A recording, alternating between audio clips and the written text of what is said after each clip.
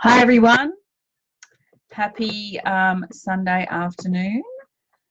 It's Wendy here from Stampin' Life, and just wanted to hop on for a couple of reasons. First of all was to maybe show you a friendly face if some of you have been inside your homes for a while now and are sick of looking at the other person that you live with, or you can look at someone else now for a little while.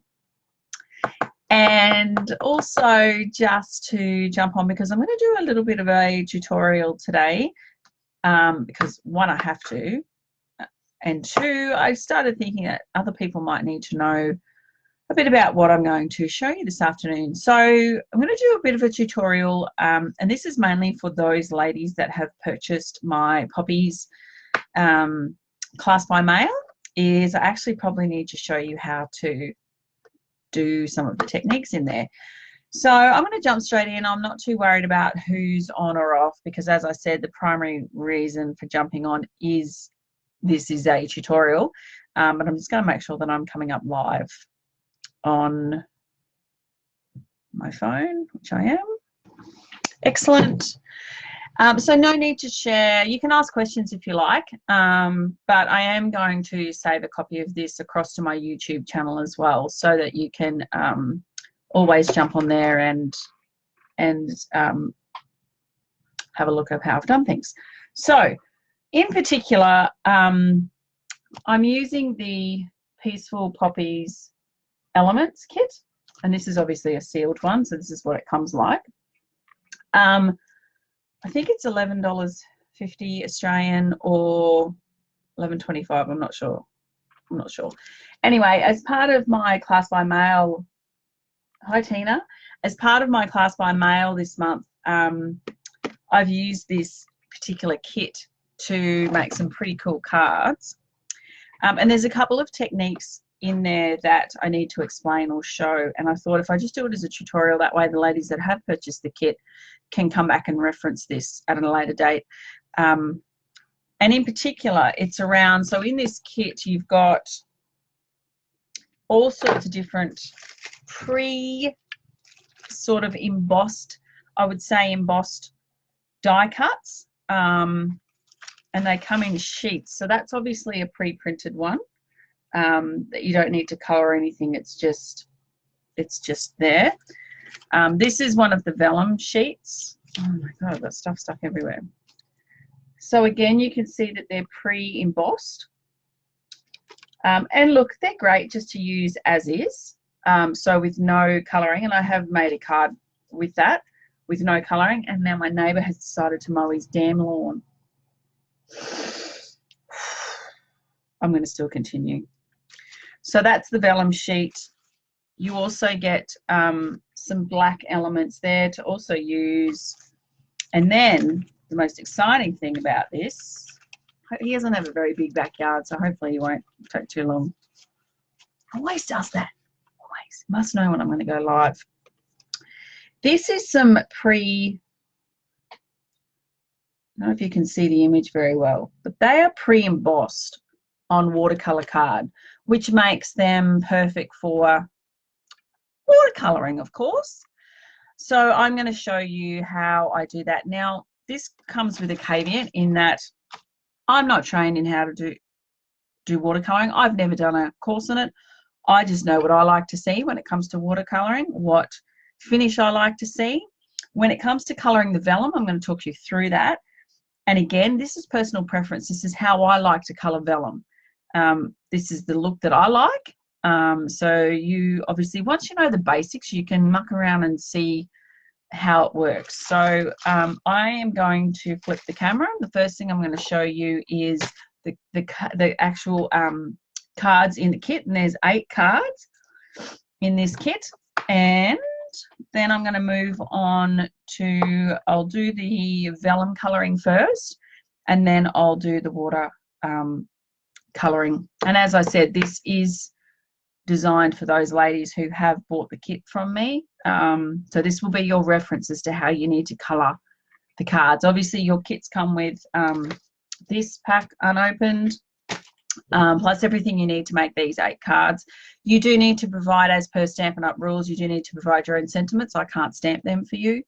But everything else, I mean, God, if you're anything like me, I've got sentiments galore. So then you can choose whether you want it to be happy birthday or a good luck or a thank you or anything like that. So I'm just going to flip the camera and we are going to get started. Put my glasses on and we're going to go for gold.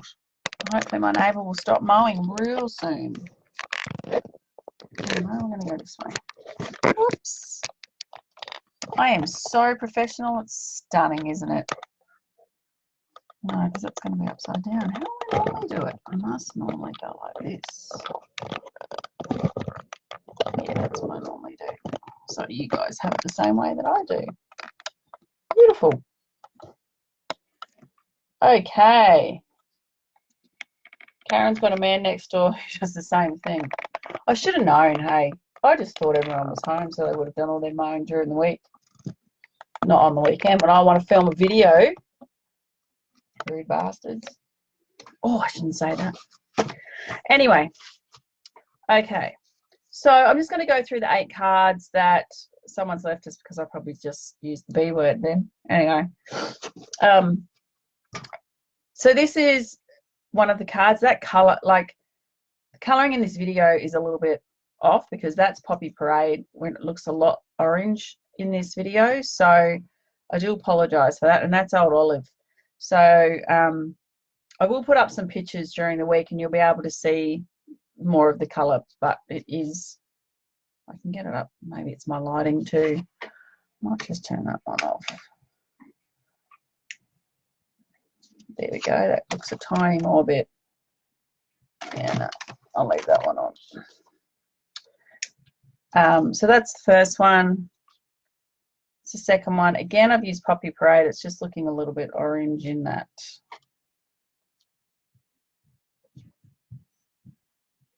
In the video. It's another one. That's another watercolor one. That's just using the straight dyes out of the kit.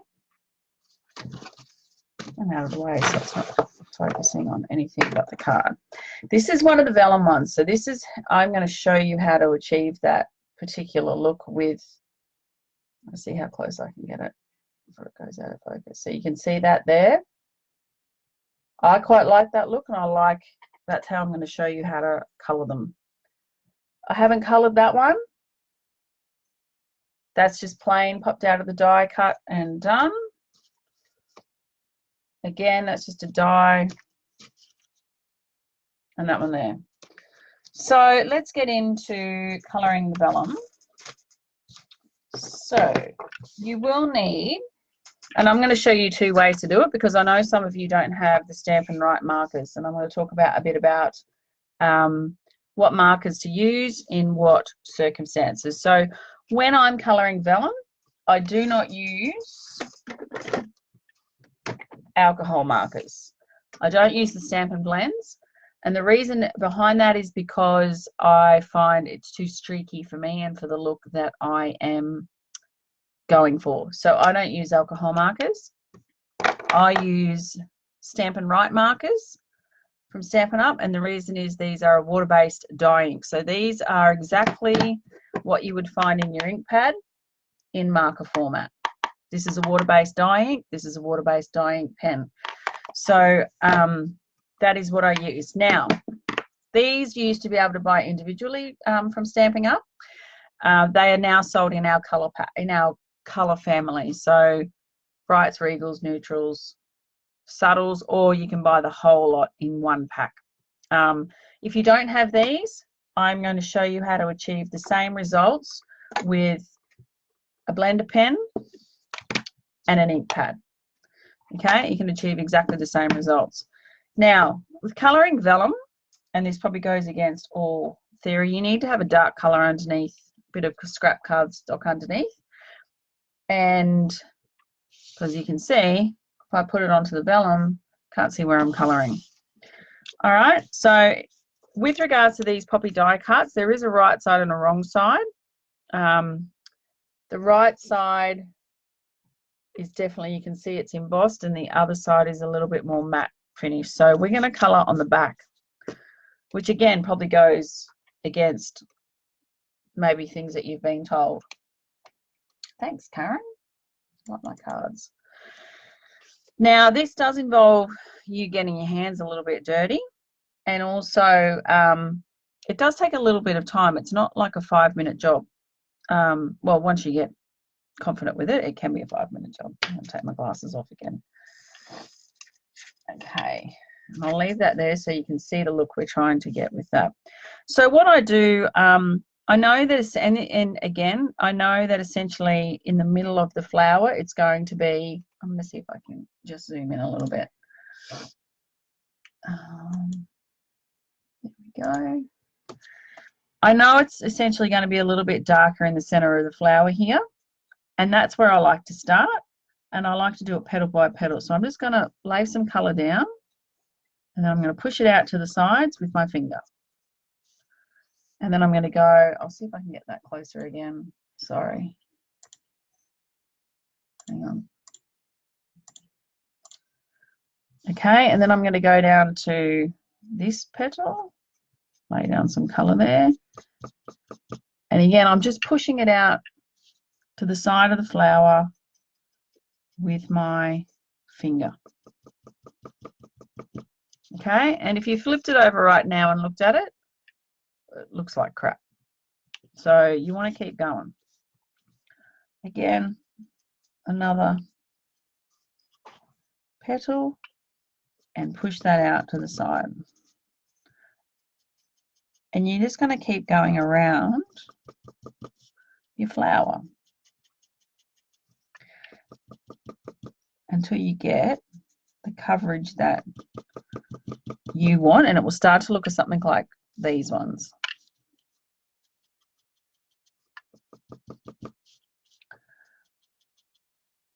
Now, if you've got an image or you're working with vellum that's quite small in areas, you can colour the front quite easily,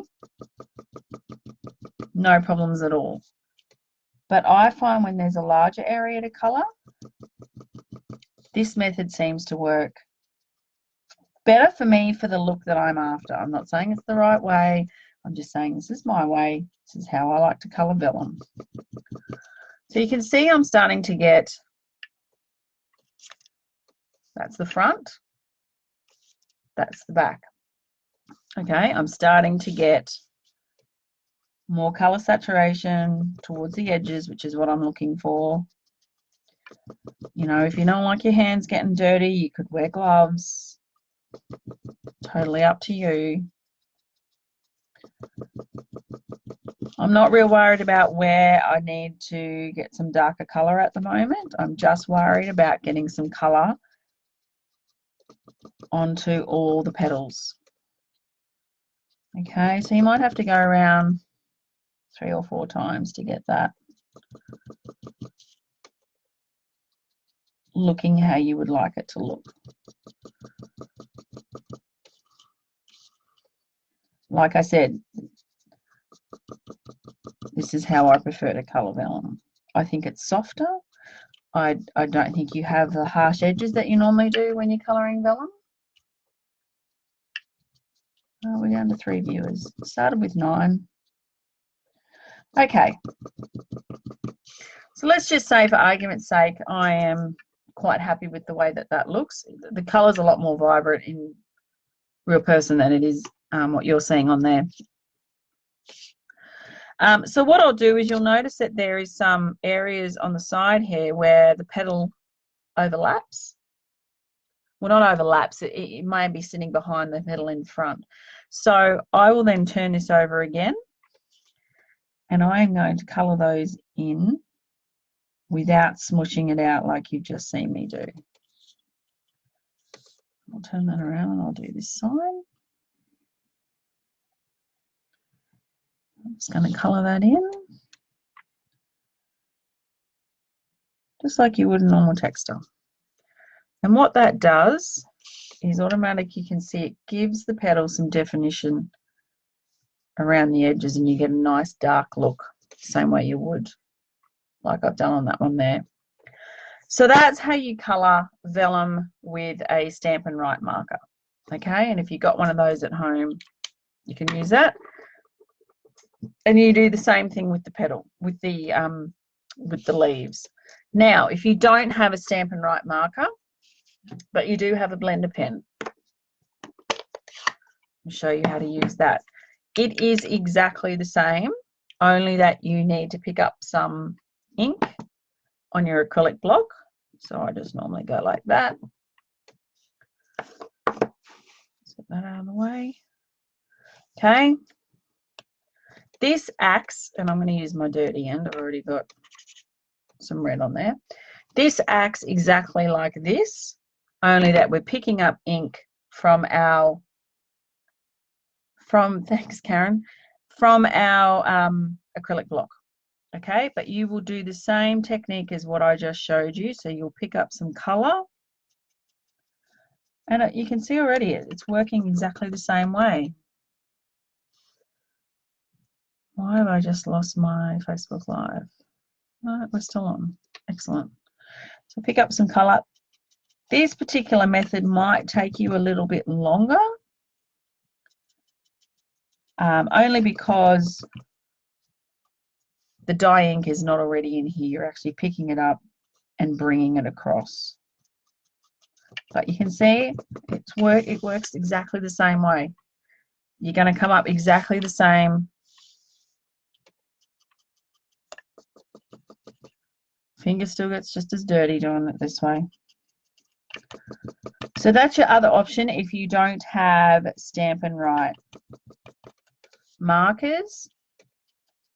And then say we were near the end and we were, oh, he stopped mowing. Great. You know, you're happy with the color coverage. You would do the same thing that I did with the markers on this one to highlight those where the petal is kind of coming over. So you would, still working on the back, which was that one, was the way I had it. You would still colour those in the same way that I did with the normal marker. You just pick up some colour and colour those in and you get exactly the same results. Obviously that would be a little bit darker. So you get exactly the same results. I've obviously done a bit more colouring with that one, and then I have that one. I've stopped that one a little early. So that's the two different techniques that you can use if you want to colour your vellum flowers in the Poppy Elements pack. For those of you who've used blender pens before, you know you can just clean them off. They come double-ended. So one side for your colouring your flowers, and the other one you could do your leaves. So that's fine. You can just colour that. You can use that again. That's why they're so great. So that's given you a couple of options if you don't have the Stampin' Write markers. And you would do the same thing with your leaves. And I'm just going to clean my hands because I don't want to get that. So that's how I colour vellum. That's how I teach my girls, anyone that comes to class, how I colour vellum. I like the look. I like how that looks. The other way you could do it is this is colouring straight onto the front.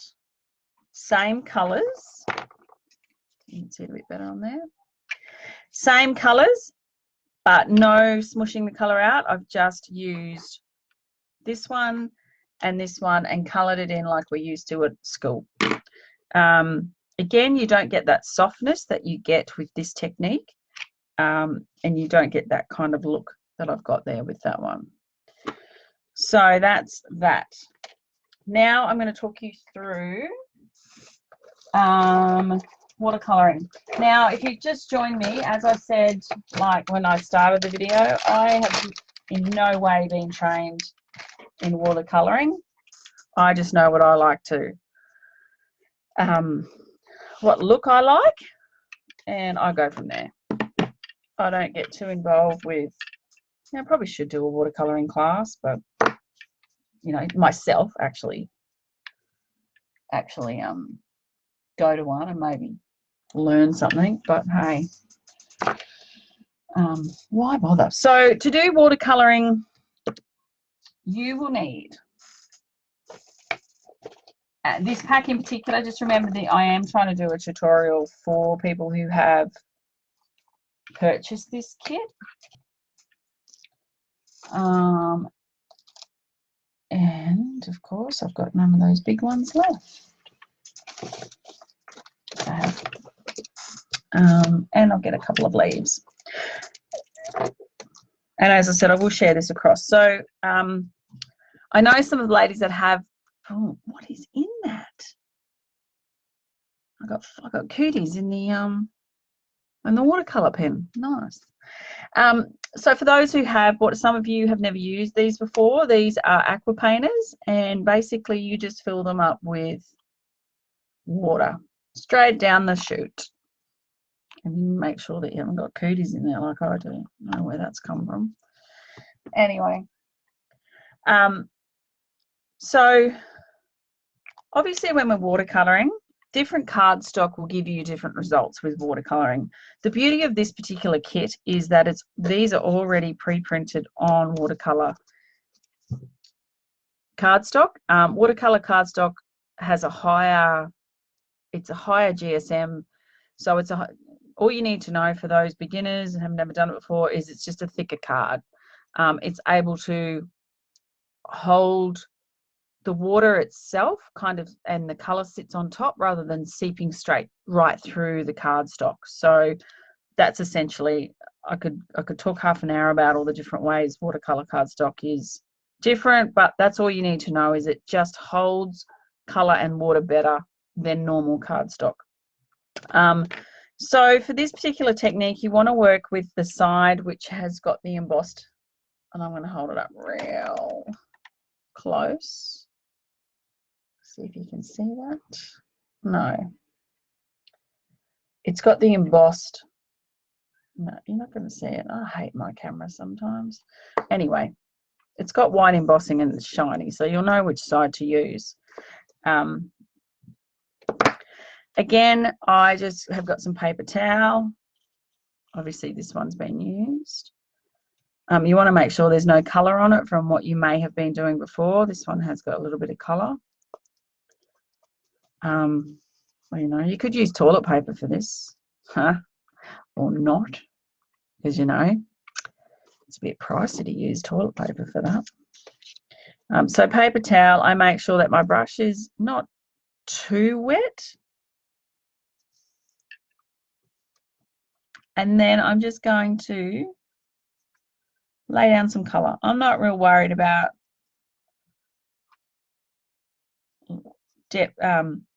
darkness or not darkness. I'll get the card out that I did that with. As I said, these do look a little orange for some reason in this, but I am using Poppy Parade. So, all right, so I've put down some colour. I'll get the vellum ones out of the way. That doesn't look too bad, but I do want it a little bit darker in the center here. So I'm going to pick up a little bit more colour. Go around that center bit. My brush is wet. It's not too wet, but I'm not pushing on it either. I'm just letting the amount of moisture that's already in the head of the brush do the work for me. Now, at this point, I'm going to stop because that will dry and it will look different to what it does now, and I'm pretty happy with what that colour is. So how easy was that? And then you're pretty much going to do the same thing with your leaves. I'm just going to pick up some green. Old Olive and Poppy Parade are the predominant colours I've used in this particular kit. And again, same brush. I would have got rid of most of my red that was on there. So now I'm going to pick up some green. Same thing. I love that the images are already embossed for me, because that is a pain in the ass to have to stamp it, emboss it, then watercolor it yourself. And that's what drew me to this particular kit in the first place, was the fact. And you'll notice I'm not going all the way out to the edges. I like that particular look, that it's not all coloured in like you would typically see. Oh my God, my camera is shocking. No, it's not even gonna do a close-up. There we go. I like that particular look. So that's how, now that that flower is drying, I feel that I could probably have blended that out a little bit better. So you can come in after the fact and see if you can work it a bit better. To me, the line was too evident.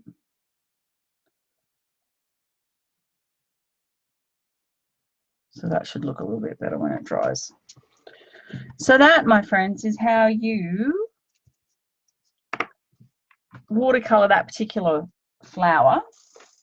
Now, the other one that I've used, and I think this is probably my favorite one, is this one, because when I was looking at it, I was really unsure of how I was going to color that in, and how I was going to use it. So I decided to not overthink it too much. Now you could go in, pick up a little bit of color, and you can, if you get your lighting right, you can actually see where your poppies are. So you can see that there's one there.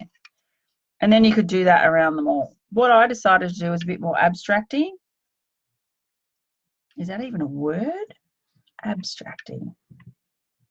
Sorry if I offended anyone before when I called the neighbour that word, because I sort of went from nine viewers down to like, oh well, you know what? I'm going to offend people. I'm going to offend people.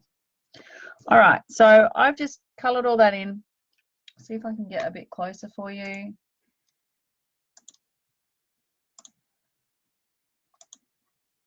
Coloured all that in. Not really worried about. Now what I'm going to do is pick up some colour again with my aqua painter. And now I can see where the flower heads are.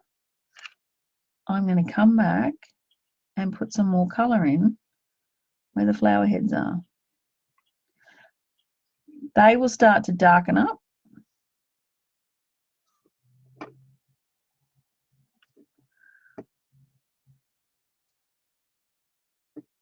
They'll start to darken up, as you can see.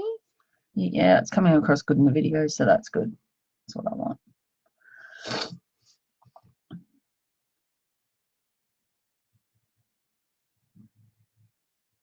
Excellent. Just come in, put a bit of colour down. Again, you don't want to squeeze the barrel of your aqua painter too much. Now, if that dried and I wanted those flowers to be still darker again, I could come back in again and put some more colour on there. But you can see it, yeah, you can see it actually quite well in the video, I think. Looks pretty good on my phone. So that is how I've done the 2 die cuts for this particular card. I quite liked that technique, actually. I think it looked okay. So that's pretty much how to watercolor, or how I watercolor. Once you've done it for a while, you might come up with your own technique. Excuse me, lunch is coming up.